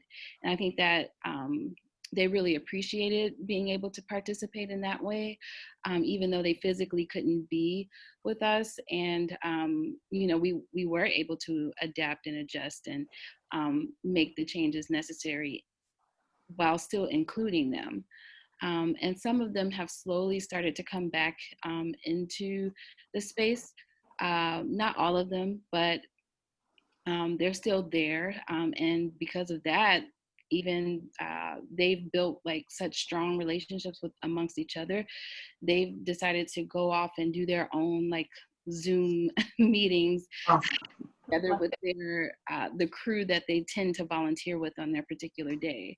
So I think that shows like the strength of just allowing people to give their thoughts, give their concerns, and the volunteers can, you know, go off on their own and do something that works for them, which I'm very happy that that's been a thing for our volunteer corps so far. I love that, Candace, and I'm taking notes, I'm stealing that idea. You talk about not being complacent and making sure that you're still engaging and working with volunteers, and to just give them that space, like you said, having a town hall for them to just talk about maybe some of their concerns, and you're seeing them start to come back. And I mean, that's phenomenal. I will be taking that idea and putting the Candace stamp on it. So thank you. Me too. Me too. Me too. Go ahead. I have had the I Read volunteers, about 203 of them, and so having the schools closed, you had I had this feeling, well, how do I connect to them? So I start sending emails out. And I didn't get 203 responses, but I did get some responses. And a lot of the responses were, we're just patiently waiting, but we will be another year older. So I hope everything works out so we can get back into the schools. And I think just connecting, so many have said, thank you for even just contacting me during this time, because I've had no other contact with a friend. And so being a friend to the ones that you have had as volunteers, it means a lot to them. It means an awful lot, because some of our volunteers have not been out since COVID has hit. And I don't even know how they could stay in the house, because I know when I was sent home, them 2.5 months, I thought I was just going to go crazy. So I don't even know. I don't know how they do it. But that being connected and being remembered, I think is the key word, being remembered. And I think we just have to come up with creative ways to connect with them during this time. Yeah, Rob, what a great comment you put in the chat box. When we started this, it felt like we were moving from centering the transactional to centering the transformational, right? So are we counting how many boats are built, right? Rob, why did she refer to boats? Do you build boats? Is that what you do? I'm kidding. Benches. No, what'd she say, benches? Yeah, benches. Benches. I think it's needed, right? Like it's important. It's an important service, but so I think what we started to realize is that we are not a direct service organization, right? We're a volunteer management organization. So our participants, like if we were to have participants, would be the volunteer. And like being honest about that and being okay with that, and then saying to ourselves like, well, if that's the case, how are we transforming? How are we developing? How are we cultivating our volunteers to be civic actors, to be much more involved in their communities, to then create indirect systems change? Like, how is that the process versus like, how are we providing the best meals at the senior breakfast that has ever existed, right? Like the meals should be decent, the meals should be great. They should be, healthy. They should be, it should be a fun project. And we still center the volunteer. I mean, we still center like our services and like what our community partners need. But we really started to think like, how can we be an incubator for civic leaders in the city? And we had to think about the transformational in order to do that, because we know, looking at our data, the transactional type projects only keep people involved for so long. They only keep people interested for so long. Yeah. And a friend of mine too, she would always say, when you're collecting data that's transactional, she kept asking, so what?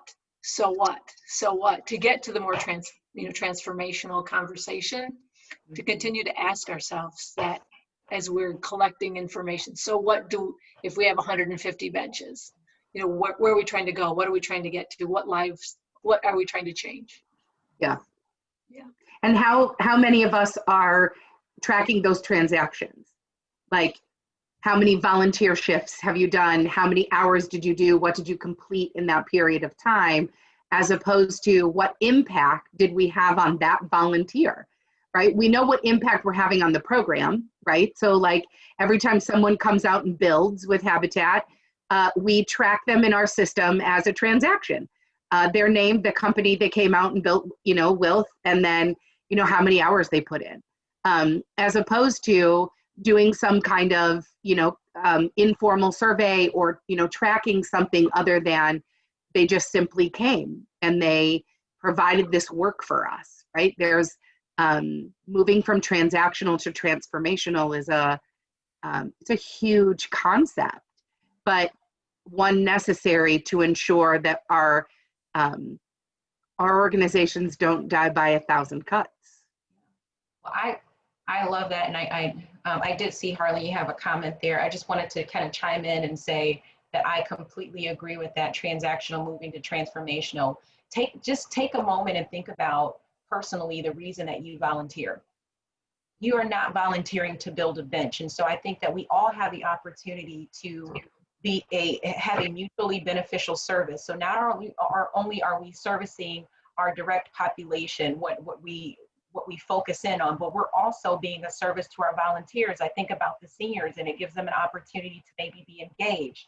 I think about some of our leaders, maybe it's an opportunity for them to make sure that they feel connected and that they have some type of collective impact. And so I just love that perspective of really having that dual focus on what are we doing to service the population, but also our volunteers. What are they looking for out of this relationship? Not the number of benches, but the fact that they know that that's going to go to a family. I could probably talk on and on, but I just wanted to also chime in. I just recall my mom and I volunteering for the Habitat for Humanity and building a home. And how much that, me and my mom and I, we still talk about that. She is not a gal to carry a hammer, but boy, oh boy, does she remember as we passed by the street that we built a home, and I remember meeting that family, and that's what it meant. And so it really was a touch point for me when that was brought up. So sorry, Harlan, I think you had a comment as well. I just want to make a process comment. In this belonging and othering thing, people can be called out or called in.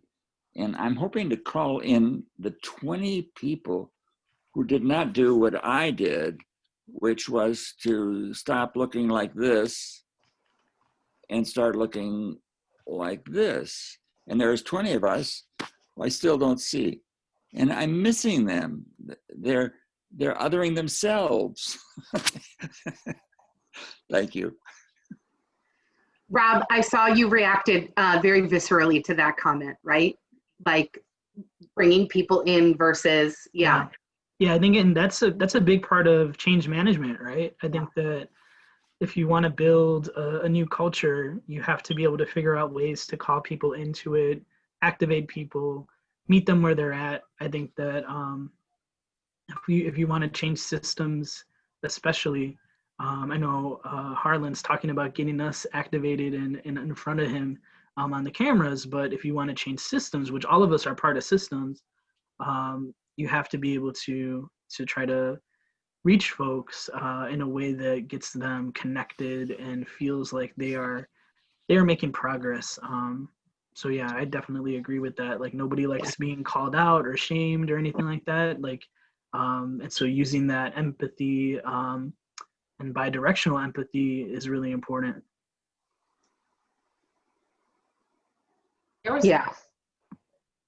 was a comment there by Mary Darst Kling, and thank you for adding. She says here, our library has 130 regular volunteers, so with the extra time afforded by the closure, I was able to send a handwritten note to each one. Old school, yes, but the comments I received were beautiful, especially from some of our Asian American volunteers and older volunteers. That is absolutely awesome. I think the fact that you took the time to do that, I mean, right now we're living in the world of e-blast. Anybody else agree with that? E-blast? Oh, yeah. And so to get a personalized note right now just shows that touch of care and concern, and that they are not a number. And so I just wanted to add that comment out here and applaud you for that, Mary. Yeah, Diane and Candy responded to that too from RSVP in Southern Illinois, recognizing the volunteers through Facebook and newsletters, showing them that volunteering has been a great boost in the mood of the volunteers, showing that we see them not just as a volunteer, but as a person. Agreed. Everybody is spending more time on their phones, right?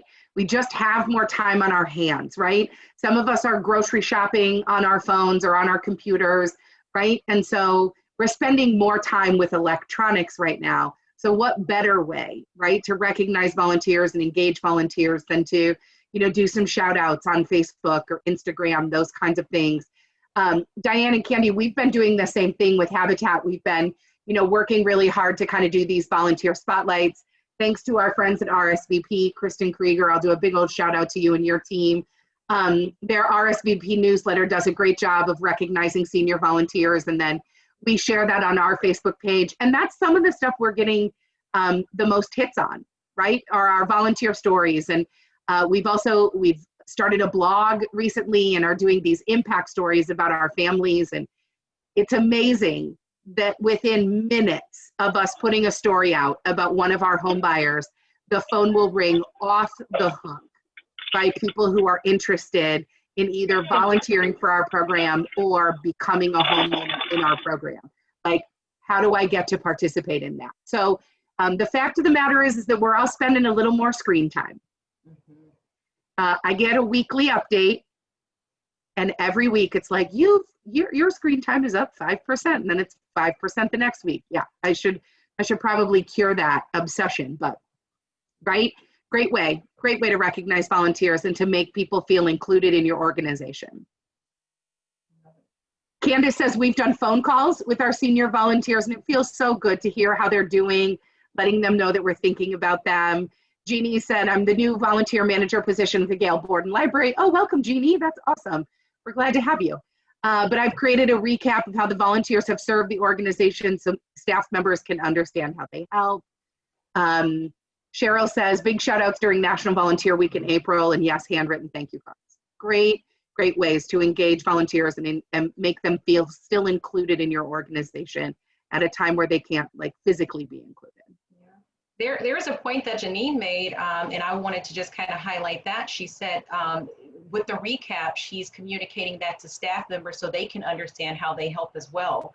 So I'm making a note on that just because, you know, you also don't want to just focus in outwardly, but you want to focus in on the team and making sure they understand the true value of your volunteers and all that's going on. So I didn't miss that snippet. I really appreciate you adding that in there.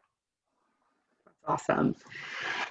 All right, anybody have any final questions for Rob, for Martisha and I? Any final like aha moments? What were your kind of big key takeaways? I know for me, I said this earlier, I don't know if you were on the call when during the break, but I said to Pam, Habitat has this globally, I think, not just in Rockford, this idea of invincibility.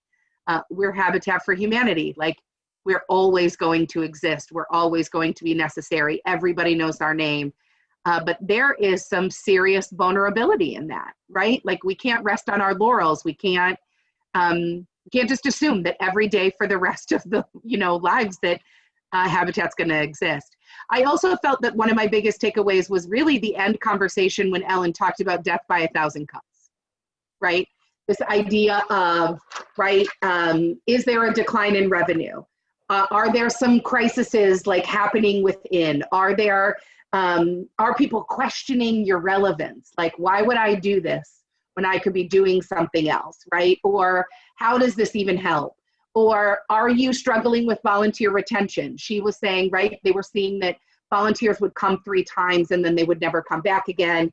I don't know why I should come back, right?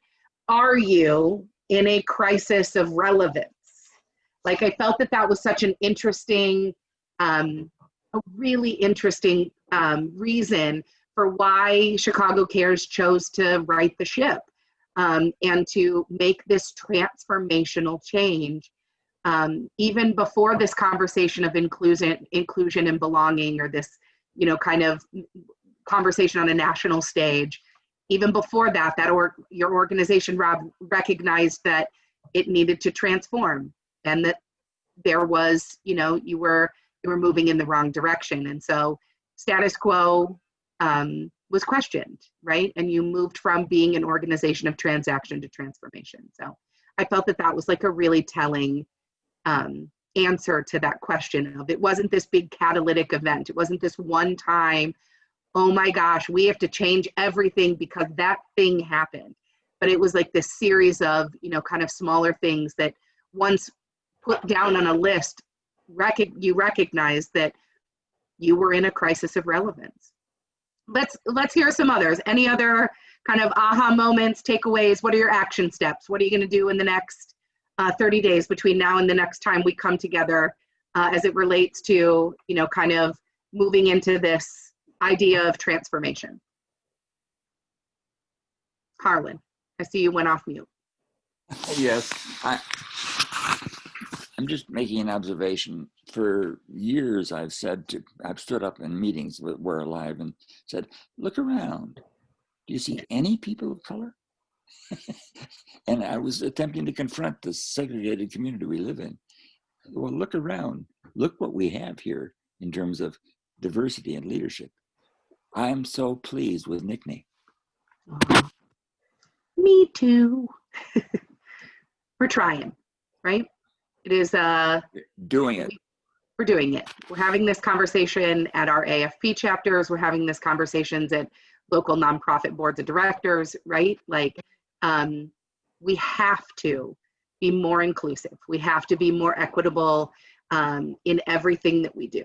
And so, thank you, Harlan, for recognizing that we are definitely trying, and we are succeeding in ensuring that we are hearing all of the voices at the table. Any other final thoughts? Just a couple things that were really resonated with me. I mean, I've got 4 pages of notes. Me too. The one thing that resonated with me is being willing to be vulnerable enough to rely on others. I think that's really crucial and really spoke to me. Being willing to pivot to be relevant and to co-create with the community that you live in. Listen to others, include them. When Harlan says, I'm so pleased with NCME, that means we are all NCME, right? We're in this together. We're all working together toward the same end. And so that stuff is goosebumps material for me. That's what, in my mind, really, really resonated. Cool. Thank you for sharing that, Pam. Martija, any final thoughts?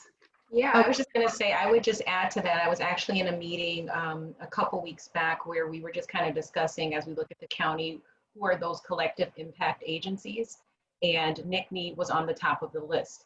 And I think that what we'll see as a result of what's going on with COVID-19 and organizations maybe wanting to connect, but not quite sure how to connect with their diverse populations, I think we're going to see more of these collective impact agencies either developing or getting better connected with other collective impact organizations. And I'm optimistic that that's something that is going to be the shift that will hopefully keep us from hitting that iceberg. We don't want to hit it, Rob. So I think that that's going to be a shift that we'll see happening in the community. Yeah. Partnering and being part of that collective impact. I have a request for all those who didn't show their faces. Send an email or a private text to Pam or Billy saying, what kept you from showing your face? And that will at least help us to become more intelligent. I think there were a few that maybe had some technical difficulties, so that just weren't able to. So we really appreciate everyone joining in the way that you can and how you feel comfortable as well. Yeah, yeah. So thank you for your time. Rob, go ahead. Yeah, I just wanted to say really quickly before we say goodbye that I think one of the, even though it wasn't a moment that ended up, creating this change, I think what really helped drive the change is us learning who we're centering right now, or then I should say, right, back in 2017, learning who we were centering in our work, and then shifting off of that and trying to center the margins, trying to center our community partners, trying to center our participants, because I think that having an equity analysis for your organization is a really powerful tool to make sure that you stay on your path, you stay on your trajectory for this change. And so I think that we have these awesome strategies, but then we have a guiding star, and it's our equity analysis, right? And we ask ourselves this question. I mentioned it, but I didn't say it out loud, I don't think, in the presentation, but it's who does this benefit and who may this harm, right? And we ask ourselves this question all the time. And so I just wanted to leave you all with that, especially in the middle of a pandemic, especially in the middle of an economic crisis, that we, in a national movement for racial equity, that we are all thinking about that in our work and making sure that we're doing our part to fight institutional racism in our own organizations and in our own networks and in our own work. So yeah. I think that's good information too, but I also want to remind folks that just because our lists look diverse, then we can check a box that we have people of different races, ethnicities within our organization, doesn't mean that they feel that they belong.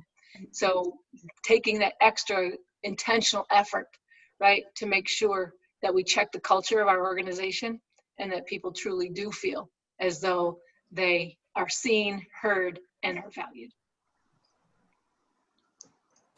Great, thank you everybody. I want to say thank you to Rob and Ellen of Chicago Cares for that fantastic presentation this morning. Just such value there and lots of things to think around and work for us to do. Thank you, Carrie and Martisha, for your moderated discussion and your wisdom. Very much appreciated. And we also want to thank our sponsors, of course. We have Serve Illinois that helps make this event possible, and AJ Gallagher, as well as Rockford, Imperial Punch in Rockford. So I have some information about NCME's upcoming events, and I'm speaking on behalf of NCME. My name is Billy Callahan. I'm the Associate Director there. So let me share my screen with you, and I'll tell you about what we have coming up. Oh, yeah.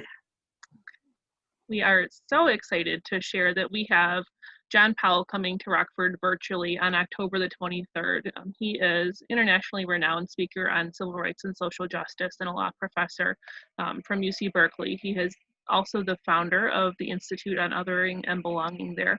So on October 23rd, he'll be here for a shared community conversation, which is going to take place live via Zoom. We have a small group of people that will be meeting with him in that conversation to talk about how to move the work on belonging forward in our community. And that conversation is viewable by everybody in the community. We'll have it recorded to share out. We hope that it starts discussions and brings people doing the work together, and also gets people comfortable enough and excited about finding ways to get involved themselves. Some other things that we have coming up on October the 13th, which is very soon, we have a nonprofit resilience training. So Diane Logsden, she has her IPEM certification, is going to present on how to build a resiliency plan for your organization. That session is only $20, and she leaves us with that really key foundational piece of $1 spent on disaster preparedness is approximately $4 that you save on disaster recovery. So having that plan is critical. If you want more information about that, I'll be sharing it out with you via email. I also want to share with you information about our monthly Exchange on Innovation discussions. Those are facilitated by Aparna Salagrama. She has her PhD, and she is a consultant with social impact work. She's going to talk about defining and visualizing new and innovative practices. So that takes place on October the 30th. That discussion is free and focuses on identifying and building new practices. So be it a COVID pivot or something else that you've changed in your organization, just looking at why we make those changes, how we make those changes, and how we make them last for impact. On November the 5th, we have our next session coming up in our Certificate in Nonprofit Management program, Marketing and Communications, and we're thrilled to have Martisha Brown teaching that class. You're going to see a lot of her, very exciting. So she's going to talk about strategic marketing and communications information on how to engage your employees, donors, clients, policymakers, funders, and your volunteers. I'll share information about that with you. And then the last thing I want to share, one of NCME's initiatives is the Rockford Area Case Management Initiative. And that is an initiative, it's community-wide. We have more than a dozen partner organizations that work with us, and we are working to professionalize the field of case management. We have training, person-centered language, person-first, empowerment-based. So attend that if you want to learn skills and tools that will change the way that you deliver case management, to actively engage participants in setting and achieving their own goals, not just fitting them into a program. So with that, I just want to again say thank you. I hope you have a fantastic week and a fantastic month. The next session that we have coming up on November the 4th, which I'll share information with you about, is going to be presented by Martisha Brown. She will present on marketing to diversify your volunteer base. Thank you again, and we hope you have a fantastic rest of your week. Everyone, have a great day. Thanks, everyone. Bye. Thank you. Bye.